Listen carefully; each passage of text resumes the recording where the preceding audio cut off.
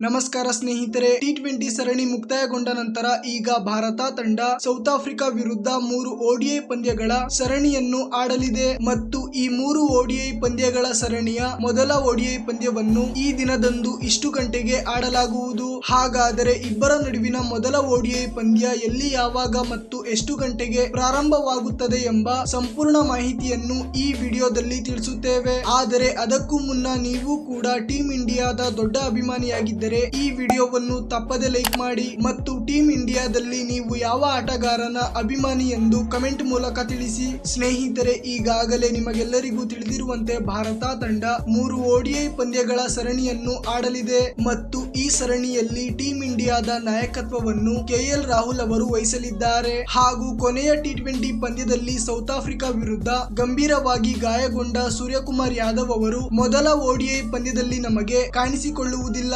ಹಾಗೂ ಎರಡು ತಂಡಗಳ ನಡುವೆ ನಡೆಯಲಿರುವ ಮೊದಲ ODI ಪಂದ್ಯದ ಬಗ್ಗೆ ಮಾತಾಡಿದರೆ, ಈ ಪಂದ್ಯವನ್ನು ಡಿಸೆಂಬರ್ 17ರಂದು ಜೋಹಾನಿಸ್ಬರ್ಗ್ ನಲ್ಲಿ ಆಡಲಾಗುವುದು ಮತ್ತು ಈ ಪಂದ್ಯದ ಟಾಸ್ ಭಾರತೀಯ ಸಮಯದ ಪ್ರಕಾರ ಮಧ್ಯಾಹ್ನ 1 ಗಂಟೆಗೆ ಹಾಕಲಾಗುವುದು. ಹಾಗೂ ಪಂದ್ಯದ ಮೊದಲ ಎಸೆತವನ್ನು ಮಧ್ಯಾಹ್ನ 1:30ಕ್ಕೆ ಎಸೆಯಲಾಗುತ್ತದೆ. ಹಾಗೂ ಈ ಪಂದ್ಯದಲ್ಲಿಯೂ ಕೂಡ ಮಳೆ ಬರುವ ಸಾಧ್ಯತೆ ತುಂಬಾ ಹೆಚ್ಚಿದೆ. ಸ್ನೇಹಿತರೆ, ನಿಮ್ಮ ಪ್ರಕಾರ ಭಾರತ ಮತ್ತು ಸೌತ್ ಆಫ್ರಿಕಾ ನಡುವೆ ನಡೆಯಲಿರುವ ಮೊದಲ ODI ಪಂದ್ಯವನ್ನು ಯಾವ ತಂಡ ಗೆಲ್ಲಬಹುದು? ನಿಮ್ಮ ಅಭಿಪ್ರಾಯವನ್ನು ತಪ್ಪದೆ ಕಮೆಂಟ್ ಮಾಡುವ ಮೂಲಕ ತಿಳಿಸಿ.